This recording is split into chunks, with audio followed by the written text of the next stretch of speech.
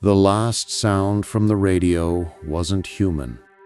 It was the screech of metal on metal, the sickening crunch of flesh and bone, and finally a half-formed scream torn from a throat. Then only static, a hiss like a soul caught in a cosmic storm, endless, meaningless, and empty. Listening to that hiss, Corporal Jack Turner understood that this static was all that was left of his squad, of the brothers he called the Vultures. He gripped his M16 so tightly his knuckles turned white. The jungle pulsed around him like a green ocean, ready to swallow, digest, and forget him. But there was something Jack didn't know yet. The real enemy wasn't the one lying in ambush behind the bamboo leaves. The real enemy was a face hidden in the dark recesses of his own memory. The face that had looked him in the eyes seconds ago and left him for dead. It had all begun 3 hours earlier with a false tranquility that could almost pass for paradise, even in this lowest circle of hell. Sunlight filtered through the leaves of colossal trees like light through the stained glass windows of a cathedral, creating trembling spots of light on the forest floor.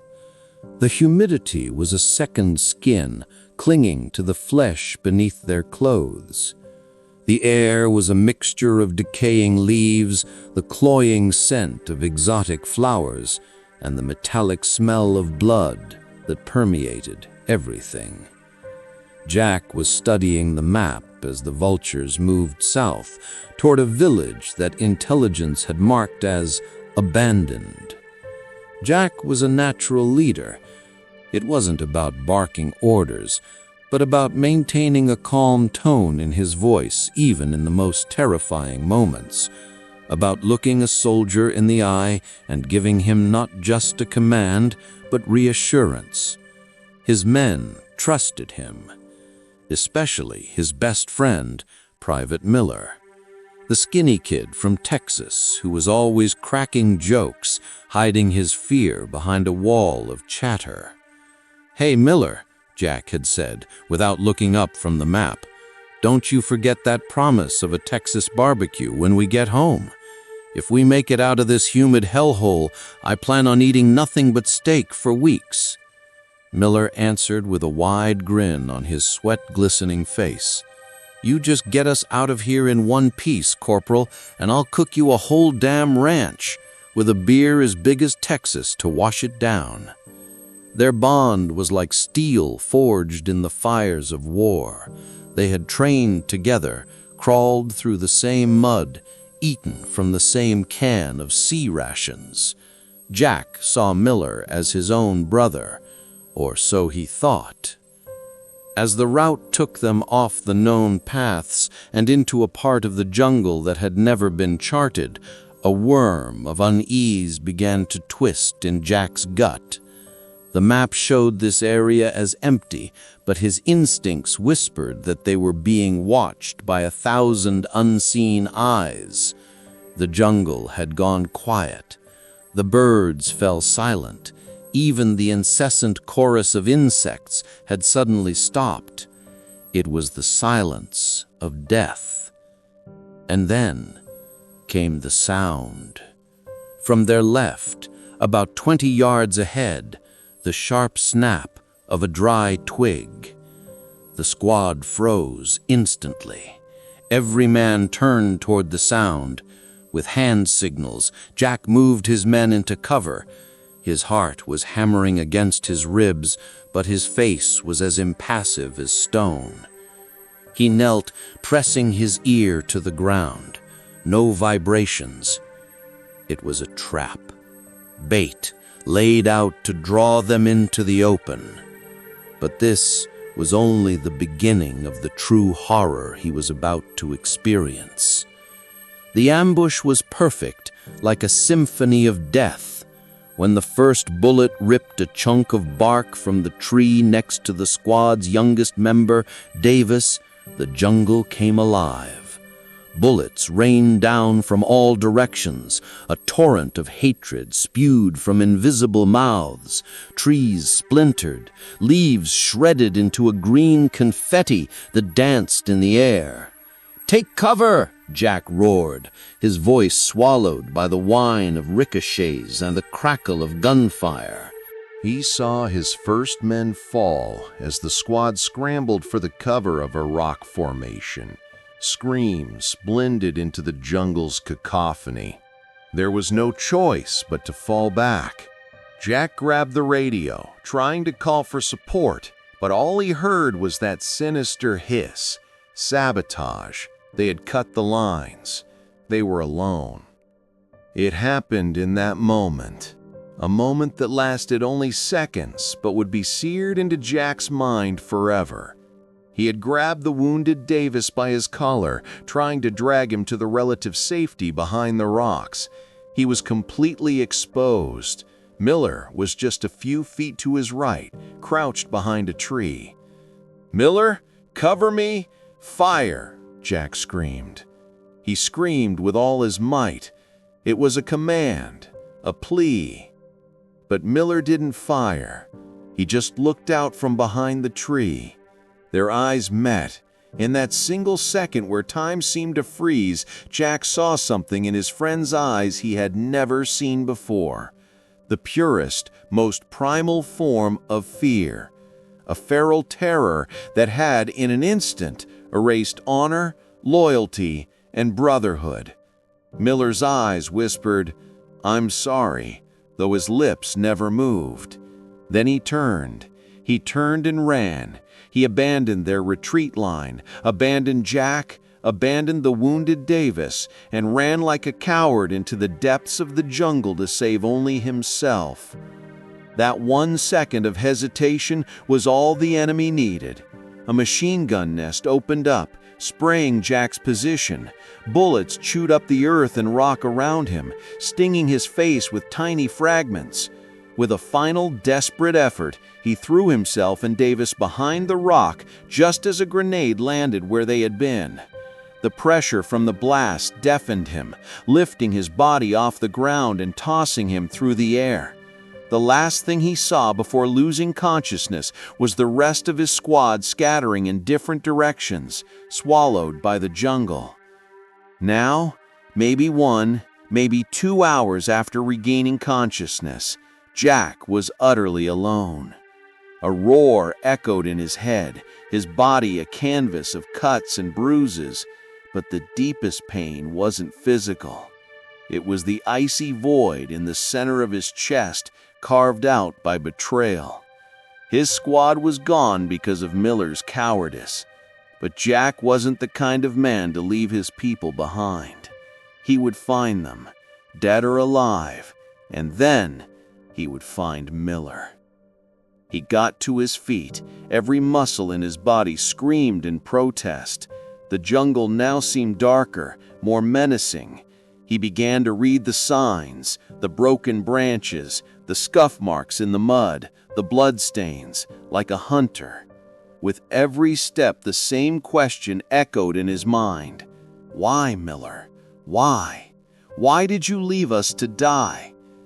That question was more dangerous than any hidden enemy, because it was eating him from the inside, poisoning his reason. The jungle was a living organism with its own rules. Jack tried to remember everything he had learned in training. He avoided the pungy stick traps hidden beneath the leaves. He stayed alert for the venomous snakes that could drop from any branch. But the greatest danger was the memory of that betrayal. Miller's terrified eyes seemed to stare back at him from the shadow of every tree. Following the tracks, he reached a creek bed. The water was muddy and slow. On the bank, he saw fresh blood stains. The trail led across the creek and into a thicket of dense bushes. It was then that a sound changed everything. From very close by, the muffled groan of a man struggling to breathe. He raised his rifle, flicked off the safety, and moved toward the sound as silent as a ghost. Every step was calculated, every breath controlled. Reaching the bushes, he slowly parted the branches. What he saw took his breath away. It was Davis, the kid from Ohio. His leg was horribly wounded, and he was leaning against the root of a tree, drifting in and out of consciousness. "Corporal," Davis whispered, his eyes struggling to open. "Jack, is that you? My God, I can't believe you're alive." Jack immediately knelt beside him. He pulled his first aid kit from his pack and began applying pressure to the wound to stop the bleeding. "Hang on, soldier," he said, his voice a mix of authority and compassion. "I'm getting you out of here. Where are the others?"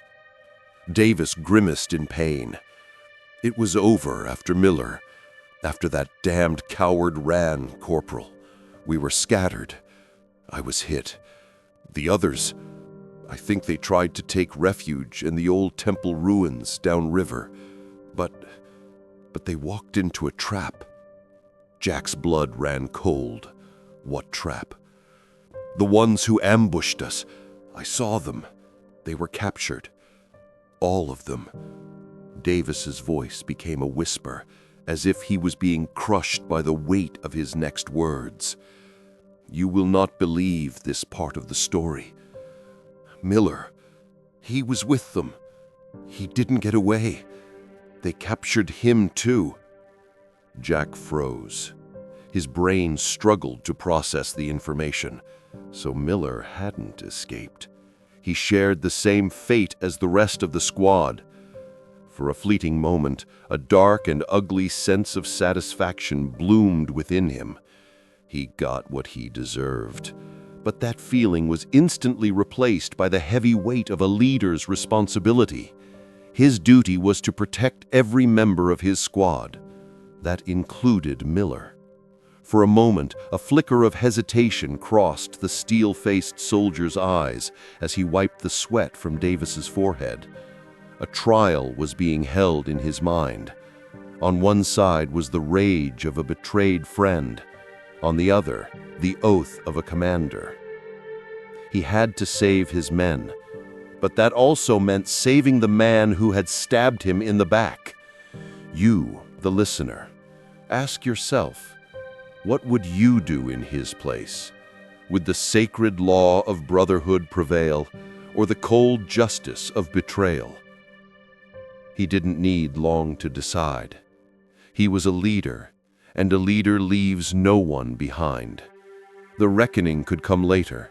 First, they had to survive.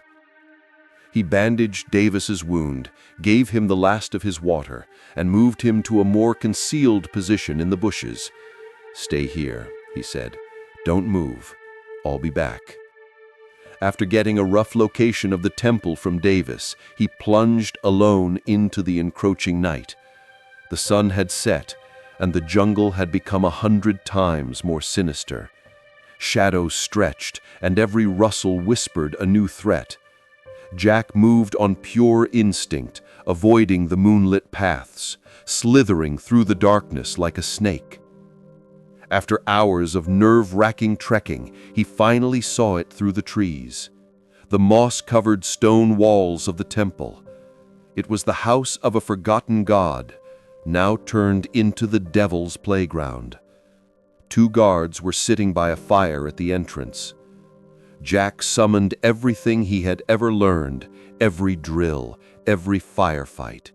He was as silent as a shadow, as deadly as a panther. He crawled on his belly, disappearing into the tall grass, closing in on the guards.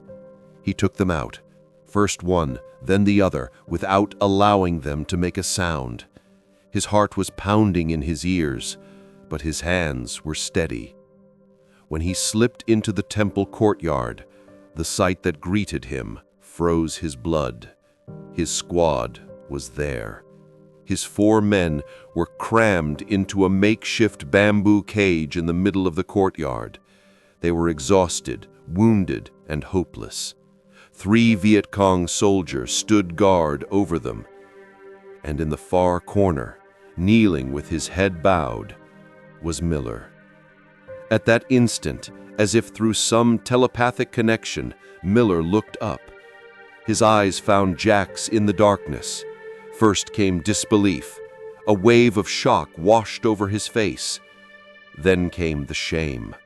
His shoulders slumped. Even from a distance, Jack could feel the crushing weight of that shame. Jack had one chance. He had 1 grenade left and his combat knife. He formed a plan in seconds. He had to create chaos, divert their attention, and get his men out. He pulled the pin on the grenade, waited a few seconds, and threw it toward a stone wall far from the guards. The explosion briefly turned night into day, deafening the courtyard. As the guards turned toward the blast, Jack burst from the shadows. He ran to the cage like a phantom. He plunged his knife into the bamboo rope lock mechanism and twisted with all his might. "Go, now!" he whispered to his men. As the cage door broke open, it was as if the vultures were reborn. Their exhaustion and wounds were momentarily forgotten. They fought with whatever they could grab, a rock, a piece of wood. The temple courtyard devolved into a maelstrom. In the middle of the chaos, one of the guards recovered and aimed his rifle at Jack. Jack didn't see him. He was grappling with another soldier. The guard was about to pull the trigger, but he never did. A shadow launched itself at the soldier. It was Miller. He smashed the soldier's head with a thick piece of wood, but the rifle discharged. The bullet tore through Miller's stomach. As Miller collapsed like a sack of grain, Jack saw it all happen. Everything was in slow motion. After dispatching his opponent, he ran to Miller's side and took him into his arms. Miller was coughing up blood. His eyes searched for Jack's. "I'm sorry, Jack," he said, each word a ragged gasp. I was just scared, so scared." Jack looked into the eyes of his best friend, the man who had left him to die, but who had ultimately given his life for him. The burning rage inside him was suddenly extinguished, replaced by a bitter understanding of how war could shatter a man's soul. War could turn heroes into cowards, and cowards into heroes with one final act of courage. Perhaps forgiveness required a greater bravery than revenge. "I know," Jack whispered. "I know, Miller." Miller's head fell to the side. The light in his eyes went out. As dawn broke, Jack and the rest of his squad left that cursed temple. They had to leave Miller's body behind. They walked in silence, like ghosts moving through the jungle. Jack Turner had saved his squad that day, but a part of him, a piece of his soul, remained in that temple, next to his best friend. He learned that day that survival in war was not just a physical struggle. The real war was the one waged within a man's own conscience, the battle between betrayal and loyalty, between anger and forgiveness. Had Jack won that war, or had he lost it? He would continue to search for the answer to that question, perhaps for the rest of his life. The jungle's static was no longer just noise to him. It was the eternal echo of betrayal and redemption.